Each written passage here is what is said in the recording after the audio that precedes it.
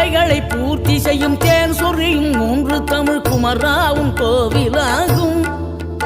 தினம் தேடி வரும் பக்தர்களில் தெளிவான முதிர்ந்த மனம் முருகாவும் மயிலுமாகும்.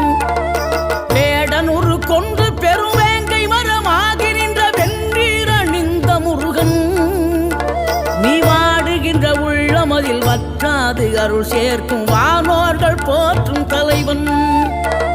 நீரெடுத்த மேனியுடன் ஆறிடத்தில் பேரெடுத்து நினைவெல்லாம் இனிக்கின்றவன், நீ ஓரெழுத்து ஆயுதமாய் ஒளிகின்ற வேலெடுத்து உறுதுணையாய் வருகின்றவன், எனக்கு உறுதுணையாய்